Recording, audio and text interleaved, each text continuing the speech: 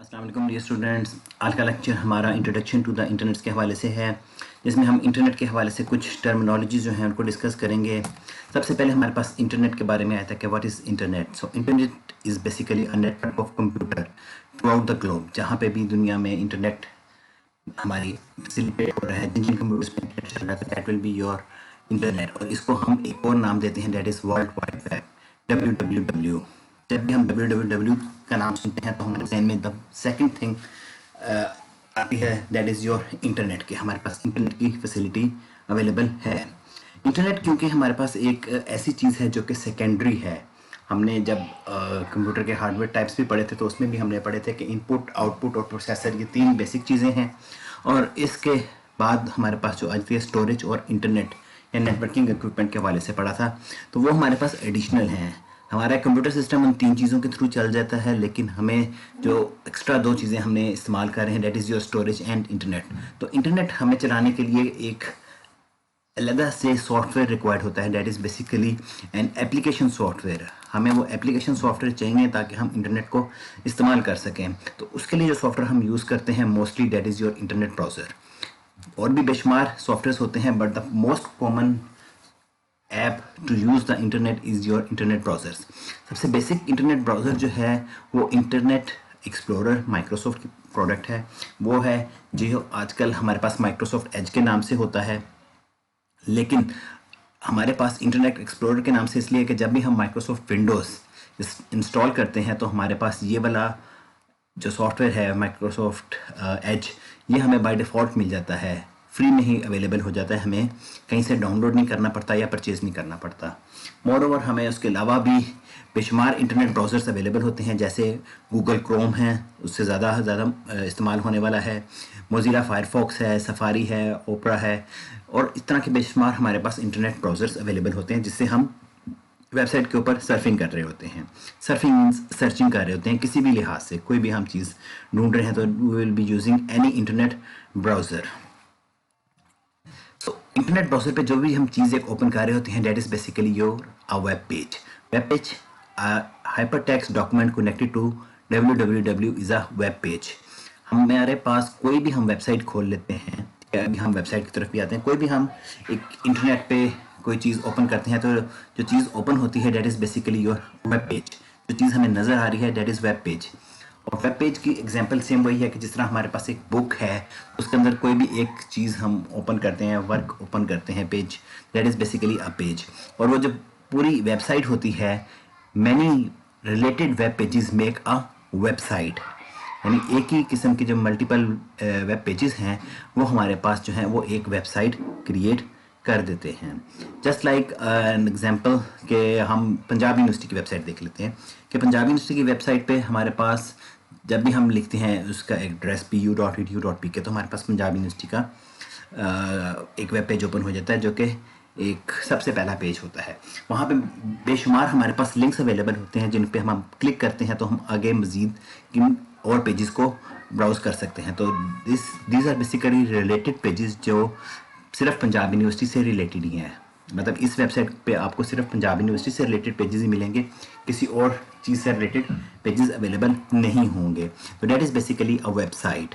तो इस तरह और भी बेशुमार एग्जांपल्स आ जाती हैं अदर देन द यूनिवर्सिटी। अगर हम अपने किसी भी ब्रांड की बात कर लें कि जो हमारे ये क्लोथिंग ब्रांड्स हैं, जैसे हमारे पास सफ़ायर आ जाता है या गुल अहमद आ जाता है, तो इस तरह हमारे पास क्या है कि जी उनकी वेबसाइट्स हैं और हम उस पर किसी भी एक लिंक पे क्लिक करते हैं। जस्ट लाइक हमने अनस्टिच पे क्लिक कर दिया तो हमारे पास जितने भी अनस्टिच आर्टिकल्स अवेलेबल हैं तो वो हम उस पेज के ऊपर देख सकते हैं। तो दैट इज़ अ पेज, और कंप्लीट जो है वो एक हमारे पास वेबसाइट आ जाती है। Each page contain a home page. The very first page of any website is a home page. जैसे हमने सिंपल एड्रेस लिखा pu.edu.pk या फिर safari.com.pk, तो हमारे पास जो वेरी फर्स्ट पेज आया है that is called as a home page of that website. और बाकी उस वेबसाइट पे किसी लिंक पे हम क्लिक करते हैं तो जिस भी हम पेज पे जा रहे हैं तो those are called basic called as a additional pages या सेकेंडरी पेजेस हम उनको कह देते हैं। यहाँ पे हमारे पास मजीद उस लिंक से रिलेटेड जिस पे हमने क्लिक किया है वो वाली इंफॉर्मेशन उस वेबसाइट के बारे में अवेलेबल होती है। अब होम पेज की टर्मिनोलॉजीज दो हैं, एक तो हमारे पास होती है वेब पेज, वेबसाइट का होम पेज, और एक होता है हमारे ब्राउज़र का होम पेज। यानी जब भी मैं अपना कोई भी ब्राउज़र ओपन करूँगा मेरे पास एक वेबसाइट बाय डिफ़ॉल्ट में ओपन हो जाएगी, मुझे उसको खुद से ओपन नहीं करना पड़ेगा। तो that is your browsers home page. जैसे अक्सर आप ब्राउज़र ओपन करते हैं तो गूगल की वेबसाइट खुद ही ओपन हो जाती है, MSN की वेबसाइट खुद ही ओपन हो जाती है। That is basically due to the home page of your browser, वो आपके ब्राउज़र की वेबसाइट होती है। तो home page of a website, किसी भी वेबसाइट को जब आप ओपन करते हैं, जैसे दराज.pk कर लिया, तो जब वेरी फर्स्ट पेज जो हमारे पास सामने आ रहा है that is basically a home page of दराज.pk। तो किसी भी लिंक पे क्लिक करने के बाद अगले हम उस पेज पे जाते हैं उस वेबसाइट के, तो those are basically called as a secondary web pages. Browser के लेआउट्स कैसे होते हैं आजकल थोड़े से डिफरेंट हो चुके हैं, लेकिन मेन वही बार्स हैं, मेन्यू बार्स, सबसे ऊपर टाइटल बार, टूल बार्स, और सबसे इंपॉर्टेंट हमारे पास ब्राउज़र में जो बार होती है इज एड्रेस बार, जहाँ पे हम अपने वेबसाइट का एड्रेस लिखते हैं कि मैंने कौन सी वेबसाइट के ऊपर जाना है। एड्रेस क्या होता है? Address of a website is called as a URL, uniform resource locator. हमारे पास URL के कुछ पार्ट्स होते हैं, और ये URL एक ऐसी चीज़ है जो कि हमें किसी भी वेबसाइट की इंफॉर्मेशन प्रोवाइड कर रहा होता है। ये वेबसाइट कहाँ पे है और हम इसको कैसे ओपन कर सकते हैं। The very first part of website is HTTP, that is basically a protocol, hyper text transfer protocol हमारे पास ये आ जाता है। उसके बाद कॉलम डबल स्लैश, ये सेपरेटर्स हैं। फिर अगला पार्ट हमारे पास आ जाता है www, that is world wide web, जिसको हमने अभी डिस्कस किया। It is a complete system जो कि पूरी दुनिया की वेबसाइट्स को मैनेज कर रहा होता है। डॉट के बाद फिर हमारे पास एक यहाँ पे चीज़ लिखी हुई आ रही है, दैट इज़ PU बेसिकली यहाँ पे stand as a domain name है। किसी भी ऑर्गेनाइजेशन का जो मेन एक आइडेंटिटी है that is basically a domain name. जैसे गूगल की गूगल है, पंजाब यूनिवर्सिटी की PU आ जाती है, सफ़ायर की बात करें तो सफ़ायर आती है। तो this is basically a domain name जो कि पूरी एक ऑर्गेनाइजेशन को रिप्रेजेंट कर रहा होता है, और ये यूनिक होता है।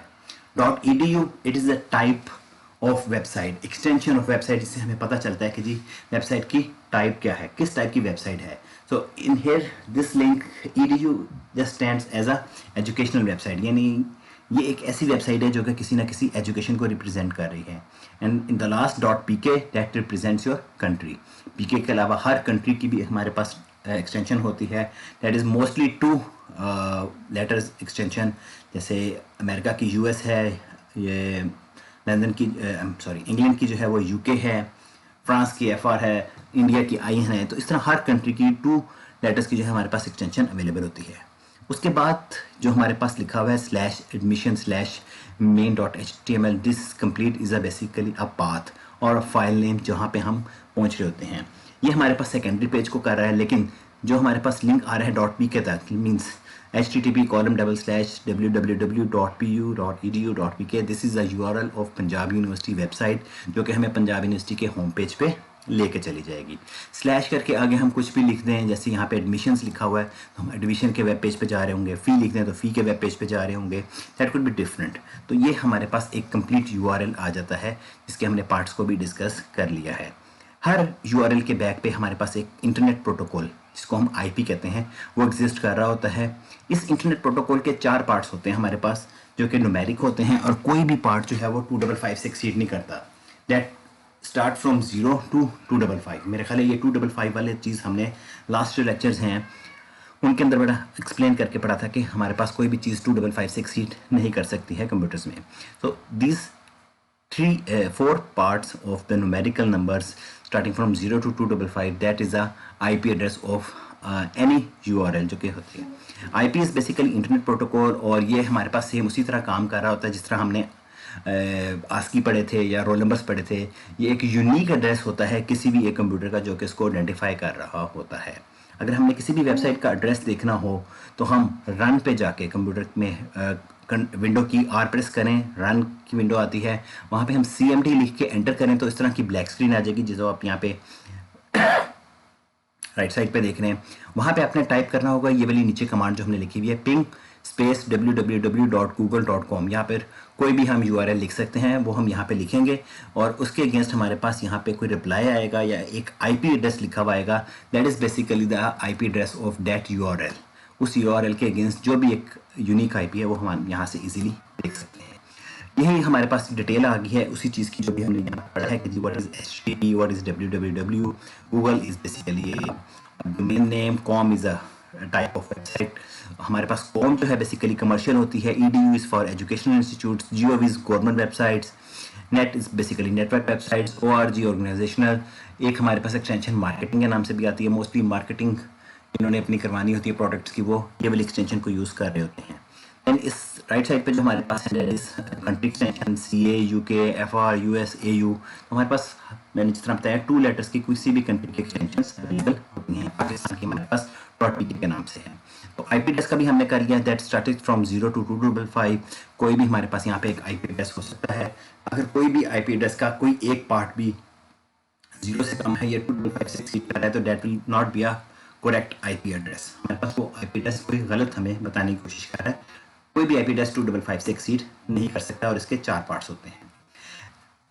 HTML, Hypertext Markup Language. This is basically a language, computer language that is uses to create web pages. हमारे पास जब हम वेब पेजेस बनाते हैं, जो हमने पढ़े हैं, जिससे तो हमारे पास वेबसाइट बन जाती है, उसके लिए जो हमें लैंग्वेज रिक्वायर होती है that is basically HTML, Hypertext Markup Language. इसको यूज़ करते हुए हम अपने वेब पेजेस डिज़ाइन करते हैं। It is a public file जो कि कोई भी देख सकता है, और सबसे इजी हमारे पास जो कंप्यूटर की लैंग्वेज है दैट इज़ बेसिकली HTML, जो कि ह्यूमन लैंग्वेज के बहुत करीब होती है। It's a very high level language जो कि ह्यूमन लैंग्वेज से करीब है।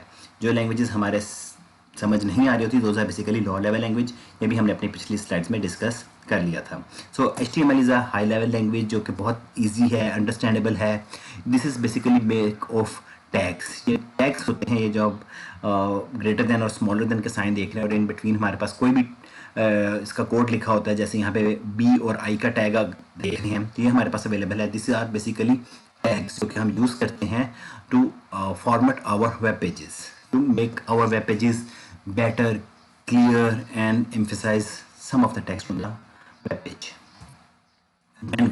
बैंडविड्थ की टर्मिनोलॉजी हम अक्सर सुनते रहते हैं, that is basically a speed of internet. हमने इंटरनेट की स्पीड को किसी ना किसी चीज़ में क्लियर करना होता है, तो that is basically your bandwidth. Bandwidth basically calculate होती है बिट पर सेकंड में। हम इसको अक्सर बाइट पर सेकंड में एस्टिमेट कर रहे होते हैं। अक्सर हमें इंटरनेट के कनेक्शन दिए जाते हैं कि जी हमारे पास 10 MB का कनेक्शन आ गया है। दैट मीन्स कि हम 10 MB में एक जो है वो 1 मिनट में 10 MB की फाइल डाउनलोड इजीली कर सकते हैं। That is not so, that is bits पर सेकेंड, नॉट बाइट पर सेकेंड। जो फाइल्स हमारे पास डाउनलोड होती हैं कंप्यूटर में दैट इज़ इन बाइट्स, और स्पीड जो है वो हमारे पास बिट्स में होती है। और बिट और बाइट में हमारे पास 8 का फ़र्क क्लियरली हमने पढ़ा था कि 8 बिट्स मेक 1 बाइट। तो हमारे पास अगर 10 MB का कनेक्शन है तो हमारे पास जो है मैक्सिमम स्पीड 1.25 MB की फ़ाइल 1 सेकेंड में डाउनलोड हो सकती है। That is quite a good speed. तो ये बैंडविड्थ है जो कि हम also called transmit rate of और बिट रेट, इसको हम ये भी कह रहे होते हैं। अब इसमें दो टर्मिनोलॉजीज़ हैं, बेसबैंड है, ब्रॉडबैंड है। बेसबैंड तो ख़त्म हो चुकी है, that is actually one way communication. अब जो टर्मिनोलॉजी यूज़ हो रही है दैट इज़ ब्रॉडबैंड, जो कि मल्टीपल या हम 2 वे जो है ट्रांसमिशन उसको कह रहे होते हैं। सो बिट पर सेकेंड ऑब्वियसली DPS आ गया, KBPS, MBPS, GBPS and TBPS। वही हमारे पास जो हमने पुरानी टर्मिनोलॉजीज पढ़ी थी, मिलियन या बिलियन या ट्रिलियन के हवाले से आ जाती है। अब इंटरनेट जो है वो भी एक जगह से दूसरी जगह बेसिकली मूव कर रहा है, डाटा को मूव कर रहा है। जब भी डाटा ने मूव होना है तो हमें कोई ना कोई मीडिया ज़रूर चाहिए। जैसे अगर हमारी आवाज़ एक पर्सन से दूसरे पर्सन को जाती है तो मीडिया इज़ एयर। अब अगर आप ये ऑनलाइन लेक्चर देख रहे हैं तो उसके लिए भी हमारे पास कोई ना कोई मीडिया यूज़ हो रहा है, क्या हम उसके थ्रू कर रहे हैं। TV लगाते हैं तो वो भी एक मीडिया है, इंटरनेट भी हमारे पास एक मीडिया है। तो इंटरनेट पे हमारे पास कौन कौन से मीडियाज़ हैं जिनको हम यूज़ कर रहे होते हैं? 2 टाइप हैं, एक वायर्ड है और एक वायरलेस है। वायर्ड के अंदर हमारे पास ये 3 मेजर टाइप्स हैं। ट्विस्टेड पेयर केबल, जिसमें हमारे पास आम एक ग्रे सी या वाइट कलर की केबल होती है जिसके आगे RJ45 कनेक्टर लगा होता है, just like your connector on the telephone sets, PTCL telephone sets. उसके पीछे जो एक कनेक्टर लगा होता है दैट इज़ अराउंड RJ18। जो कंप्यूटर्स के बैक पे लगा होता है that is RJ45। But mostly ये ऑफिस के अंदर इस्तेमाल हो रही होती है। ट्विस्टेड पेयर केबल होती है।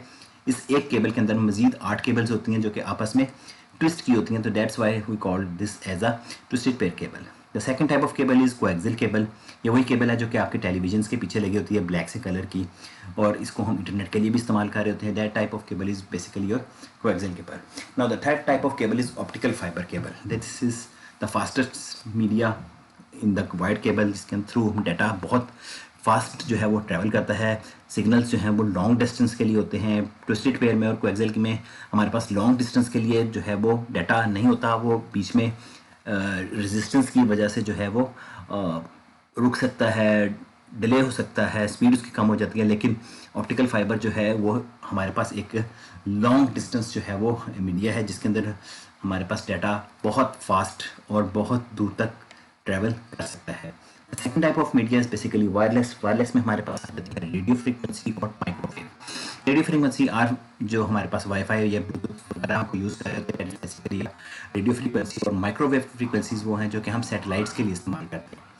और ओबियसली जब सैटेलाइट्स के थ्रू हमने कनेक्ट करना है तो अब हम इन जो मीडिया यूज़ कर रहे हैं डेट इज़ माइक्रोवेव्स, ठीक है ना। मोस्टली जब वेदर की कंडीशन खराब हो तो हमारे पास ये सिग्नल्स पे ड्रॉप होना शुरू हो जाते हैं। That's why we just focused on the wired media majorly या more better than the wireless, because weather की कंडीशन पे ये चेंज हो जाते हैं। टाइप ऑफ नेटवर्क्स, हमारे पास नेटवर्क की बेसिक्स डेफिनेशन अगर करें तो the combination of devices connected through a communication media that is basically a network. जितने भी नोड्स एक नेटवर्क में, जितनी भी चीज़ें, जितनी भी डिवाइसेस इस्तेमाल हो रही हैं, that is a part of your network.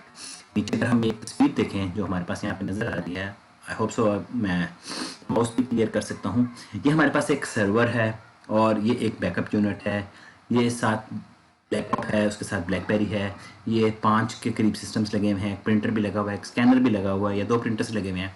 तो अगर हम बात करें कि जी इस टोटल नेटवर्क ये सारे कंप्यूटर्स आपस में कनेक्टेड हैं तो इसमें नंबर ऑफ नोड्स कितनी हैं, तो वी कैन इजीली काउंट कि जी ये 5 ये हैं और 5 ये और एक ये 11। हमारे पास इस पूरे नेटवर्क में 11 नोड्स अवेलेबल हैं।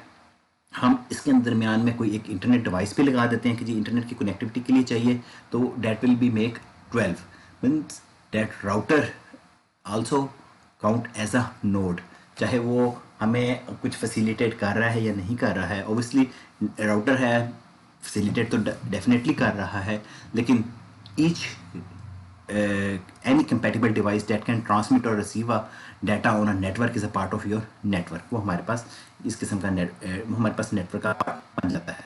तो टाइप ऑफ नेटवर्क्स, हमारे पास मेजरली 3 टाइप ऑफ नेटवर्क्स हैं, लैन, मैन और वैन। सबसे बेसिक हमारे पास लोकल एरिया नेटवर्क आ जाता है जो कि हम किसी भी ऑर्गेनाइजेशन के अंदर यूज़ कर लेते हैं, स्मॉल नेटवर्क के लिए यूज़ करते हैं। एक ऑर्गेनाइजेशन के अंदर हमने जितने भी कंप्यूटर्स हैं उनको आपस में कनेक्ट करना है तो हम वहाँ पे लोकल एरिया नेटवर्क को स्टैब्लिश कर रहे होंगे।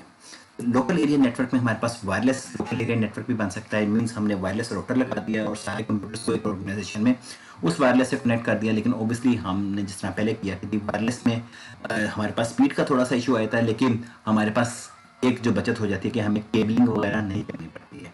अदर देन डैट अगर हम वायरलेस पे नहीं जाते तो हमें सारी केबल्स जो हैं वो ले करनी पड़ती हैं, और हर नोड नए कंप्यूटर को लगाने के लिए हमें उसके लिए सेपरेट केबल ले करनी पड़ती है। उसके लिए बेटर सोल्यूशन हमारे पास वायरलेस का आ जाता है। पिछली साइड पे मैं वापस आऊँ तो यहाँ पे हमारे पास 2 टाइप ऑफ नेटवर्क्स हैं, that is server based network and peer to peer. इसकी पिक्चर्स हमारे पास उससे पिछली एक स्लाइड में थी। जो हम यहाँ पे देख रहे हैं कि जी जो हमारे पास लेफ्ट साइड पे पिक्चर है, इसमें एक ऐसा कंप्यूटर है जो कि सर्वर लिखा हुआ है। This server terminology Kemps from the services. एक ऐसा कंप्यूटर जो कि सर्विसेज प्रोवाइड कर रहा है किसको, सारे अपने क्लाइंट्स को, जितने भी इसके साथ चीज़ें कनेक्टेड हैं उनको ये सर्विसेज कोई ना कोई सर्विसेज प्रोवाइड कर रहा है, चाहे इंटरनेट की, चाहे ईमेल की, कोई भी, तो वो हमारे पास आ जाती हैं। एक सर्वर मशीन जो कि सारे अपने क्लाइंट्स को कोई ना कोई फैसिलिटी प्रोवाइड कर रहा है। That type of network is called as a client server network. और सेकंड टाइप ऑफ नेटवर्क होता है हमारे पास पीयर टू पीयर, जिसमें सारे कंप्यूटर्स आपस में कनेक्टेड होते हैं और एक दूसरे के साथ डाटा शेयर कर रहे होते हैं। पीयर टू पीयर की बेसिक एग्जांपल हमारे पास टोरेंट्स की आ जाती है कि टोरेंट्स के अंदर हमारे पास कोई सर्वर नहीं होता है, कोई भी हम एक रिसोर्स फाइल को शेयर करता है और वहाँ से कोई भी अगर फाइल को डाउनलोड करना शुरू कर दे, और जब तक वो कर रहा है जितना पार्ट उसने फाइल का डाउनलोड कर लिया है वो वाला पार्ट उसका एक तीसरा कंप्यूटर भी डाउनलोड उस कंप्यूटर से कर सकता है। ए से भी कर रहा होगा, बी से भी कर रहा होगा, और जिसको जौन सा पार्ट मिल रहा है वो कर रहा है। इसी तरह जितने उसमें कंप्यूटर्स बढ़ते जाएंगे आपकी डाउनलोडिंग स्पीड बेहतर होगी जाएगी। Metropolitan area network, man. Second type of network is metropolitan area, जिसमें हमारे पास इसका स्पैम बड़ा हो जाता है। मीन्स अगर हम एक सिटी के लिहाज से बात करें कि जी हमने एक सिटी के लिहाज से फैसिलिटीज़ प्रोवाइड करनी है इंटरनेट की, that will be the example of metropolitan area network.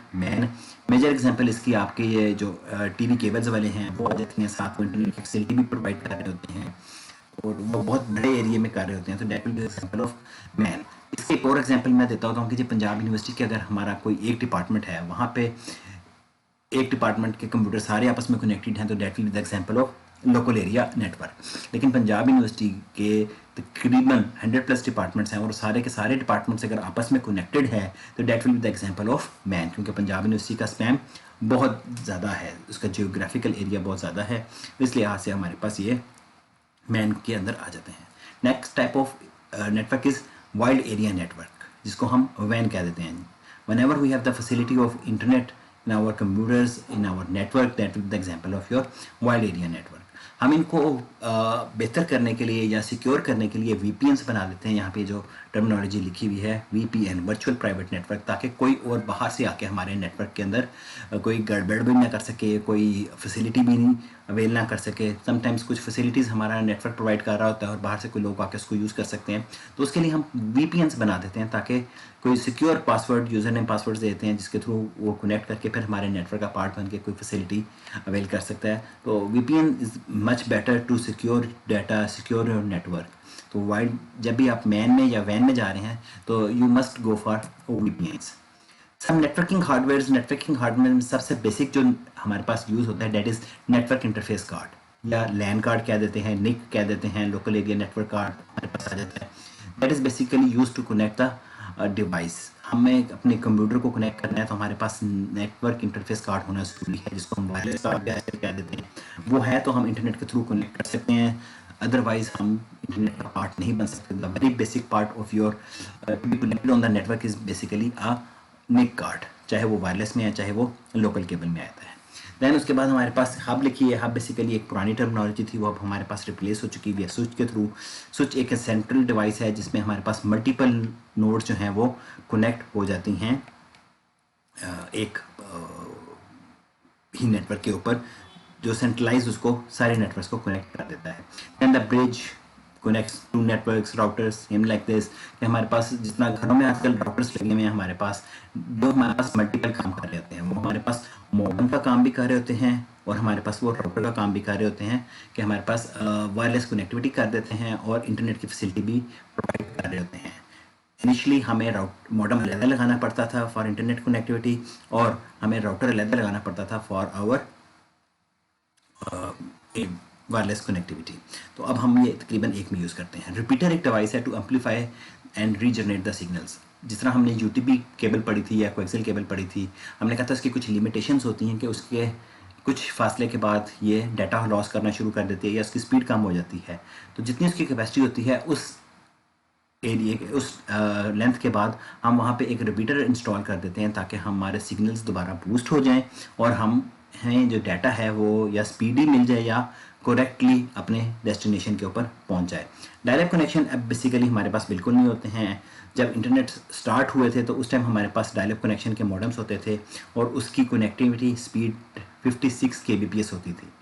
56 kbps was very low speed at that time. ये बड़ी तेज़ होती थी, लेकिन अब अगर हम उसको देखें तो अभी हमारे पास बिल्कुल बेरेबल भी नहीं है, बल्कि थिंकेबल भी हमारे पास नहीं है। क्योंकि अगर आप बेसिक कनेक्शन आजकल का बात कर रहे हैं तो 2 Mbps का कनेक्शन हम यूज़ कर रहे होते हैं, बेसिक कनेक्शन है। ये मेरे ख्याल 2 भी नहीं होगा, उससे ज़्यादा ही होते हैं। लेकिन अगर हम सिंपल 1 की बात करें कि 1 Mbps का कनेक्शन है तो 1 Mbps मीन्स 1000 kbps और ये 56 kbps के पहले इंटरनेट कनेक्टिविटी होती थी जो हम टेलीफोन केबल के थ्रू इस्तेमाल करते थे। प्रोटोकॉल्स हमने पहले भी डिस्कस किया। हमने अभी तक सिर्फ एक प्रोटोकॉल देखा था, बल्कि 2 देखे हैं। एक था HTTP और हमने देखा था IP। Basic is internet protocol. Her computer को एक लाजमी प्रोटोकॉल चाहिए, एक यूनिक चीज़ चाहिए, आइडेंटिकल चीज़ चाहिए। That is basically internet protocol. Protocols होते क्या हैं? They are basically data carriers. डाटे को एक जगह से दूसरी जगह पहुंचाने के लिए हमारे पास कोई ना कोई सेट रूल्स होने चाहिए जिनको हम प्रोटोकॉल से आते हैं। आम टर्मिनोलॉजी में भी बात करें प्रोटोकॉल्स की तो हमारे पास किसी भी पर्सनैलिटी को, किसी भी हायर अथॉरिटी को एक जगह से दूसरी जगह पहुंचाने के लिए जो घड़ियाँ देखते हैं कि जी प्रोटोकॉल लगा हुआ है, 4 घड़ियाँ आगे हैं, 5 पीछे हैं, सेफली जो है उस पर्सनैलिटी को वो एक ऑफिस से दूसरे ऑफिस पहुंचाना है, तो वो भी यही होते हैं basically, they are data carriers. उन्होंने उस पर्सनैलिटी को एक जगह से दूसरी जगह सेफली पहुंचाना होता है। तो कंप्यूटर्स में भी डाटा जो है वो हमारा सबसे इंपॉर्टेंट चीज़ होती है, और प्रोटोकॉल्स की जिम्मेदारी होती है कि उसने डाटा को एक कंप्यूटर से दूसरे कंप्यूटर में पहुंचाना है। तो कनेक्टिविटी के दो कंप्यूटर्स की आपस में कनेक्टिविटी के लिए जो प्रोटोकॉल यूज होता है that is basically TCP IP. IP वही आ गया, and TCP stands for transmission control protocol, या ट्रांसफर कंट्रोल प्रोटोकॉल भी कह सकते हैं इसको, या transmission control protocol, and IP is for internet protocol. A set related to protocols. TCP ensure packet arrives accurate and in proper form, और IP ensures the efficiency delivery of packets from node to node.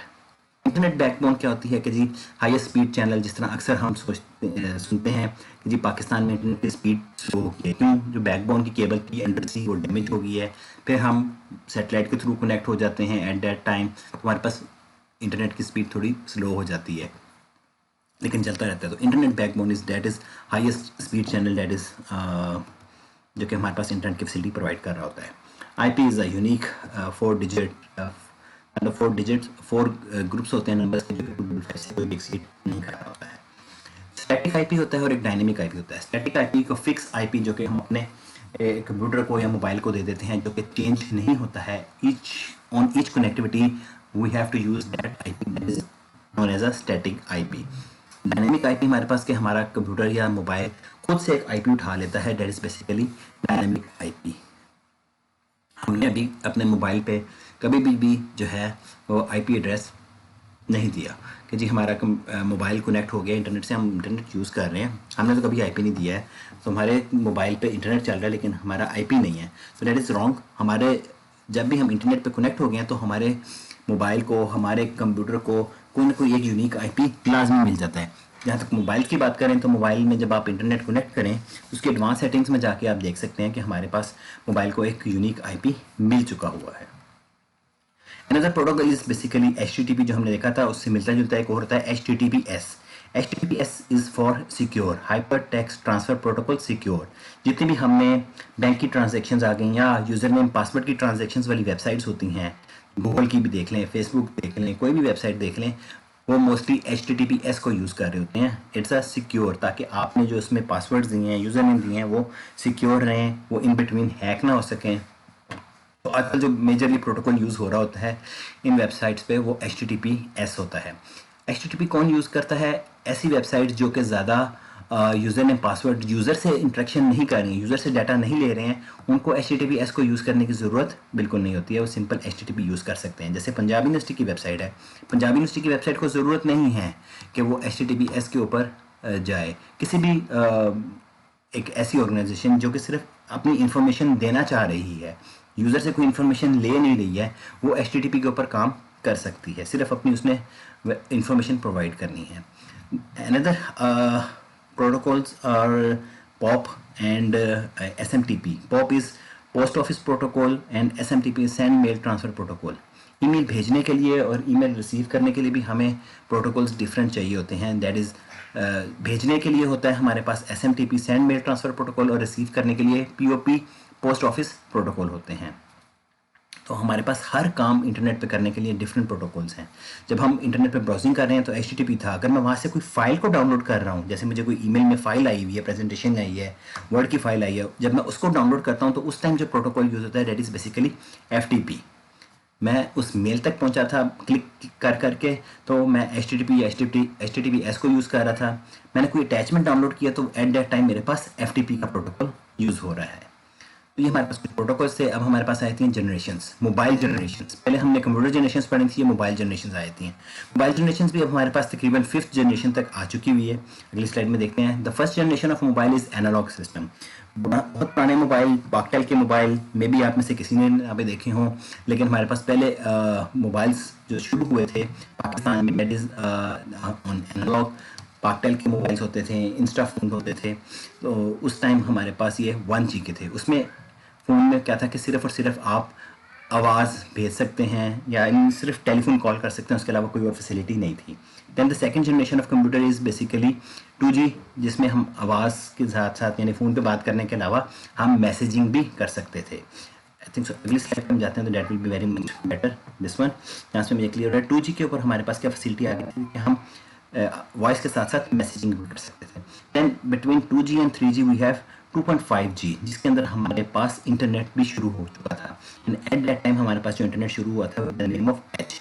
अभी भी आप अक्सर देखते होंगे कि आपके mobiles के ऊपर यहाँ पे H+ या LTE लिखा आता है, वहाँ पे कभी कभी एज लिखा हुआ भी आ जाता है। एज क्यों लिखा हुआ आता है? जब आपके सिग्नल्स कम होते हैं, इंटरनेट की स्पीड स्लो होती है, mostly in the mountain areas, वहाँ पे आपके पास इंटरनेट की स्पीड बहुत स्लो होती है, तो वहाँ पे आपके मोबाइल पे ई सा लिखा हुआ आ जाता है, दैट इज़ बेसिकली एच।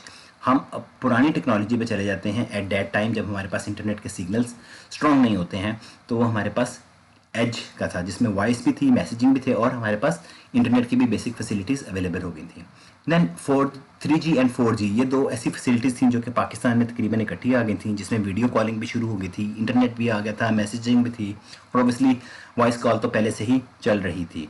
तो ये दो टर्मिनोलॉजीज़ ऐसी थी जो कि इकट्ठी ही पाकिस्तान में इंट्रोड्यूस हुई थी। पाकिस्तान में 3G और 3G तो तकरीबन सबने इंट्रोड्यूस करवा दिया था, 4G सबसे पहले इंट्रोड्यूस जोंग वालों ने कराया था, लेकिन अब तकरीबन हमारे सारे नेटवर्क जो हैं वो 4G पे जा चुके हैं। The coming technology is 5G।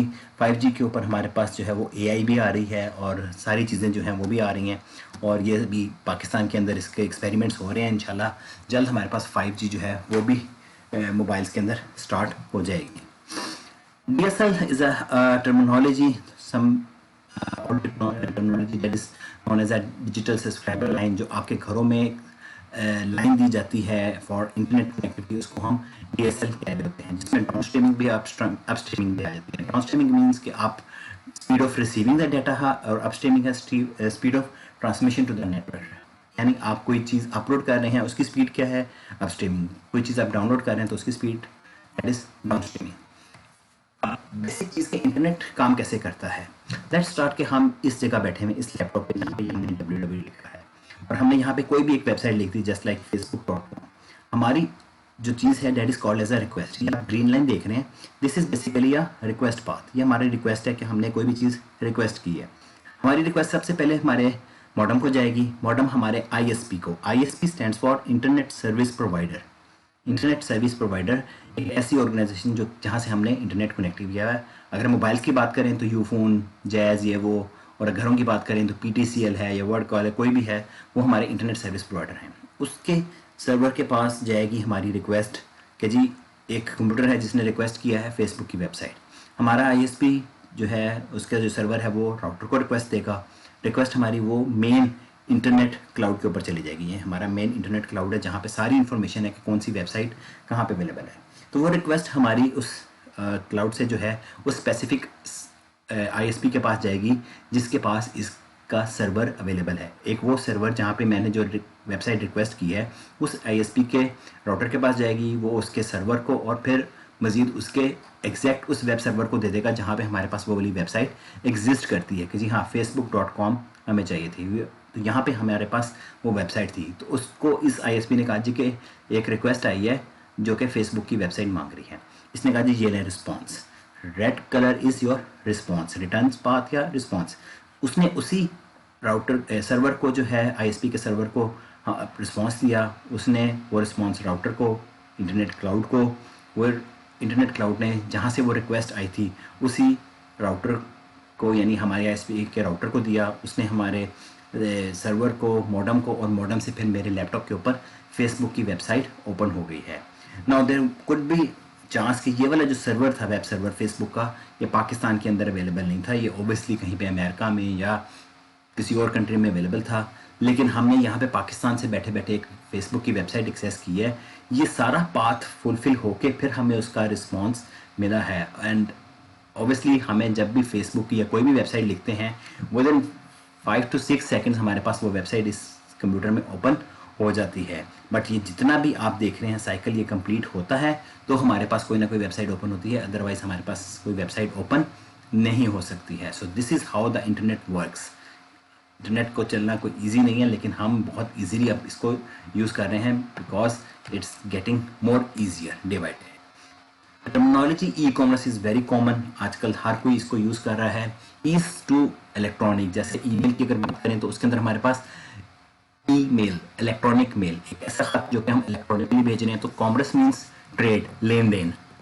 E commerce computers के थ्रू जो हम लेन देन कर रहे हैं is called as e commerce, जिसमें आप ये इमेज में भी देख सकते हैं कि एक तरफ पेमेंट हो रही है और एक तरफ आपको सामान मिल रहा है। नाउ इंटरनेट पे ई कॉमर्स कैसे चलती है? तो फर्स्ट स्टेप कि आप एक कंप्यूटर में बैठेंगे, कोई वेबसाइट ओपन करेंगे और कुछ प्रोडक्ट्स को लॉजिकल कार्ट में डाल देंगे।